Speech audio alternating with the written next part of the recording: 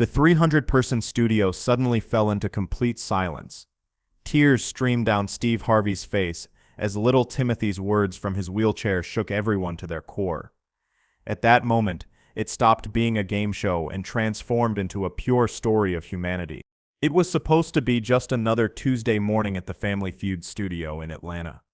Steve Harvey walked onto the set, wearing his signature charcoal gray suit, that million-dollar smile lighting up his face as always. The audience erupted in their usual thunderous applause as he grabbed the microphone, completely unaware that his life was about to change forever. "Good morning, everybody. Welcome to Family Feud." Steve's voice boomed across the studio. "I'm your man, Steve Harvey, and we've got an incredible show for you today." The energy was electric.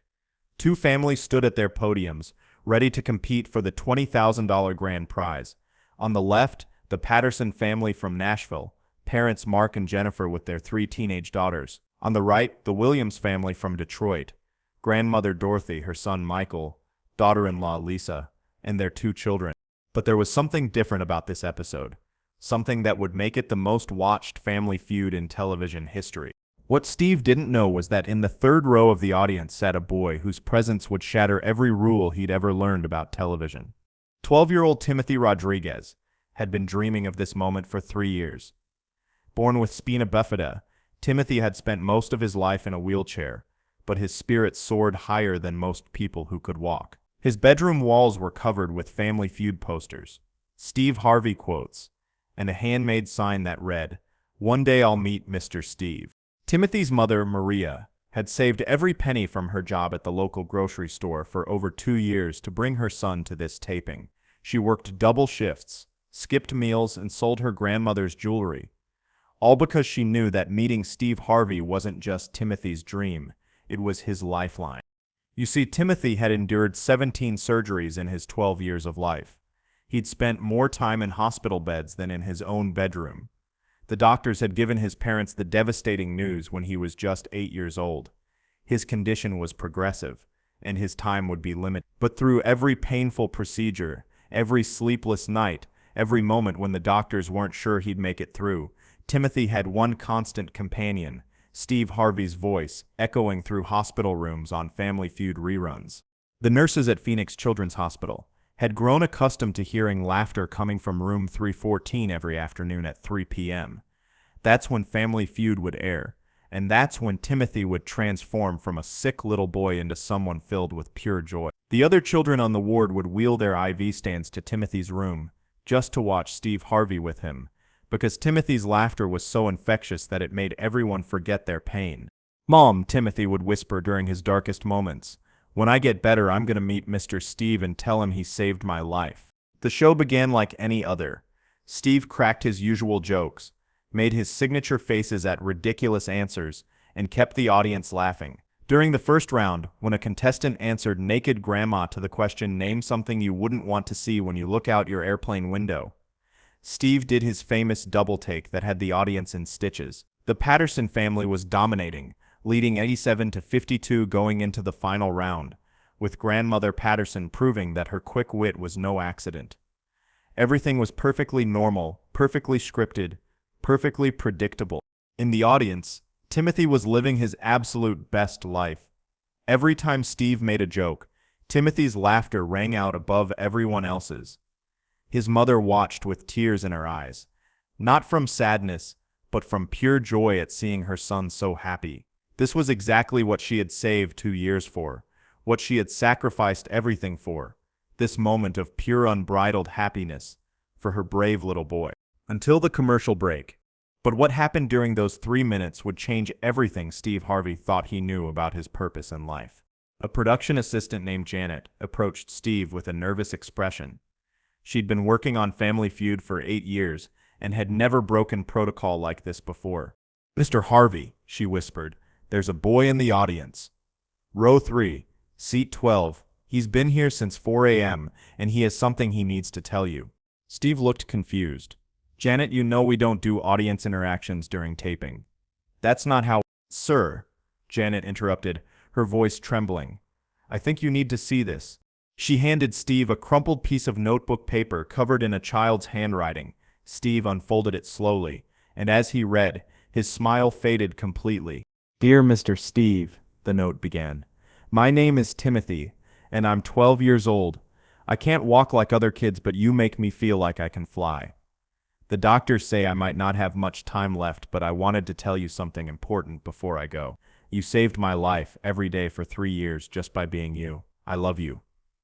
P.S. I practice your dance moves in my wheelchair, and my mom says I'm getting pretty good at them." The postscript hit Steve like a freight train. He could picture this little boy confined to a wheelchair, trying to mimic the silly dances that Steve did on stage. The image was both heartbreaking and beautiful at the same time. Steve's hands began to shake. In 30 years of television, nothing had ever hit him like this. He looked up at Janet, his eyes already filling with tears. "Where is he?" Janet pointed to the third row where a small boy in a wheelchair sat next to a woman who was clearly his mother. Even from a distance, Steve could see the boy's eyes locked on him with an intensity that pierced his soul. "How long have they been here?" Steve asked. "They drove 16 hours from Phoenix. They've been in line since yesterday afternoon. The boy hasn't eaten all day because he was too nervous." Something shifted in Steve Harvey at that moment. The cameras were about to roll for the final round. The studio audience was waiting. The families were positioned at their podiums. But none of that mattered anymore. For the first time in 3,000 episodes, Steve Harvey was about to break every rule of television. "Ladies and gentlemen," Steve announced as the camera started rolling, "we're going to do something we've never done before in the history of Family Feud." The studio fell silent. Even the camera operators looked confused. Steve never deviated from the script. Never. "There's someone in our audience today who reminds me why I do what I do," Steve continued, his voice growing stronger with each word. "Timothy Rodriguez, would you come down here, son?" The studio erupted in confused murmurs. This wasn't supposed to happen. The producers in the booth were frantically trying to figure out what was going on. But Steve Harvey didn't care about any of that. He watched as Timothy's mother wheeled him down the aisle, and with every foot they traveled toward the stage, Steve felt his heart breaking and healing at the same time. When Timothy reached the front, Steve did something that violated every insurance policy, every legal protocol, every safety regulation the show had ever implemented. He walked off the stage, knelt down beside Timothy's wheelchair, and took the boy's small hands in his own. The gesture was so tender, so genuine, that even the hardened camera operators found themselves choking back tears. "Hey there, champion," Steve whispered, his voice thick with emotion. "I got your letter." Timothy's eyes went wide with disbelief. You read it? The whole thing?" Every word, son. Every single word. And you know what? I want to see those dance moves you've been practicing." A smile broke across Timothy's face that was brighter than all the studio lights combined. What happened next is what turned this from a game show moment into a miracle that would be remembered for generations. Timothy looked up at Steve with tears streaming down his face and said, "Mr. Steve, I just wanted to thank you. When the pain gets really bad and I can't sleep, my mom puts on your show, and you make me forget that I hurt. You make me laugh when I want to cry. You make me feel normal." The studio was dead silent. You could hear people crying in the audience. Even the cameramen were wiping their eyes as they kept filming. But Timothy wasn't finished. "Mr. Steve," he continued, his voice getting stronger, "I know I can't walk, and I know I might not get to grow up like other kids. But watching you taught me something important. You taught me that it doesn't matter what's wrong with your body if your heart is right. And my heart is right because you showed me how to find joy, even when everything is hard." That's when Steve Harvey completely lost it. This man who had made millions of people laugh, who had hosted thousands of shows, who had built his career on being quick with a joke and faster with a comeback, couldn't speak.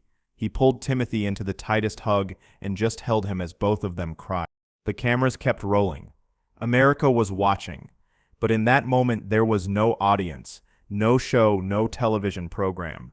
There was just a man and a boy sharing something that transcended entertainment. When Steve finally found his voice, he said, "Timothy, you think I saved your life? Son, you just saved mine." He turned to the audience, his face streaked with tears, and said, "Ladies and gentlemen, this young man just reminded me of something I forgot. We're not here to make television. We're here to touch lives. And today, my life has been touched in a way I'll never forget. But Steve wasn't done. What he did next proved that sometimes the greatest moments in life happen when you throw away the script and follow your heart. He looked at Timothy and said, "Son, you came here to see Family Feud, but I want to give you something better. I want to give you a family." Steve motioned to both competing families who had been watching this entire exchange with tears in their eyes. "Patterson family, Williams family, come over here." Both families left their podiums and gathered around Timothy's wheelchair. Steve looked at the cameras and said, "Today we're not going to have winners and losers. Today we're all going to be winners because we're all going to be Timothy's family." He handed the microphone to Timothy and said, "Ask us any question you want, champion. This is your show now." Timothy looked around at all the faces surrounding him, faces of people who moments ago had been strangers but now felt like the biggest family he'd ever had.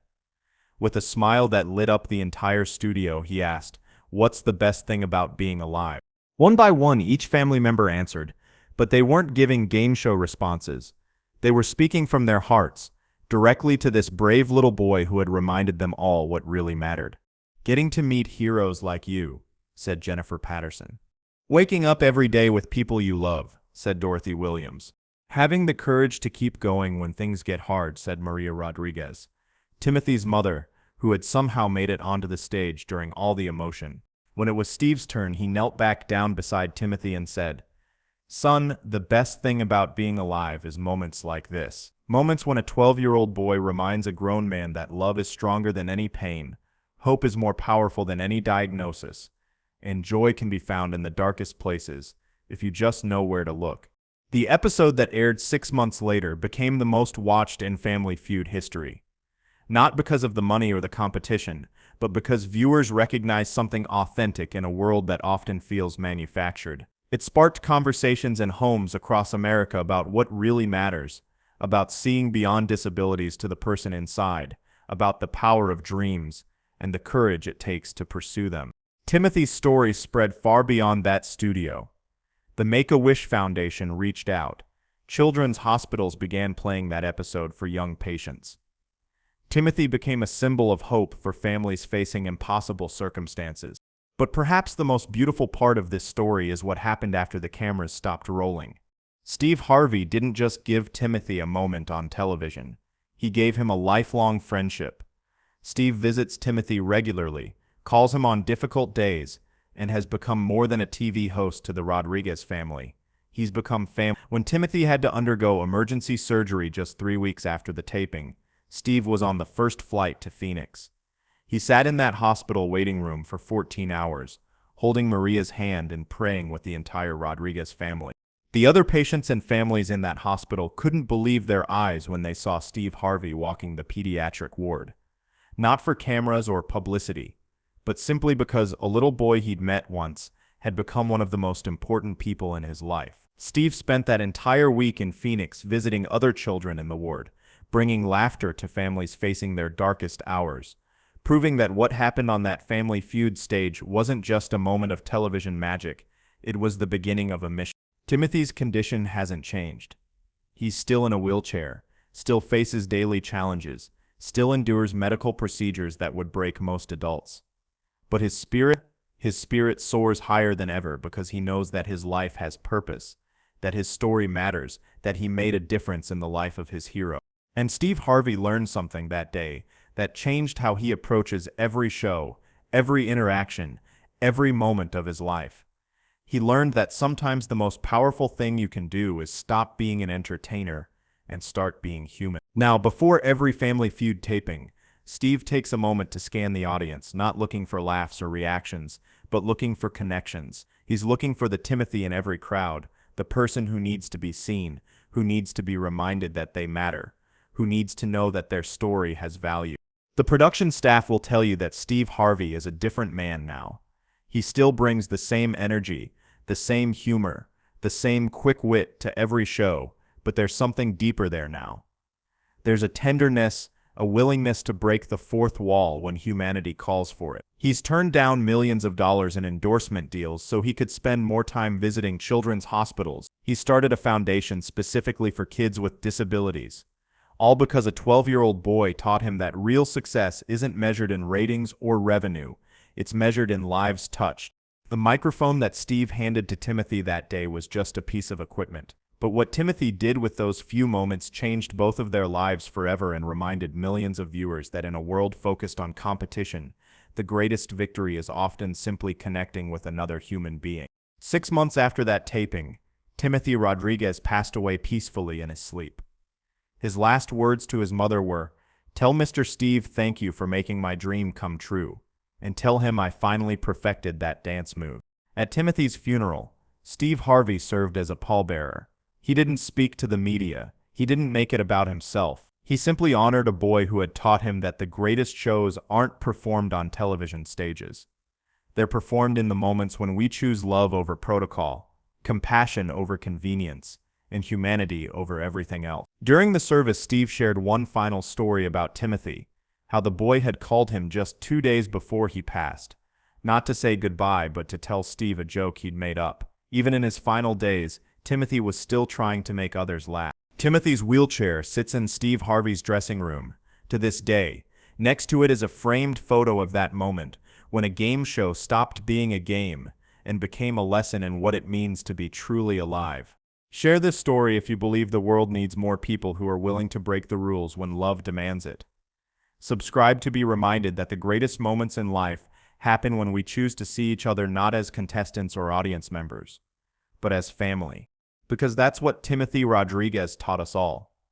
We're not just watching life happen, we're living it together, one beautiful, heartbreaking, incredible moment at a time.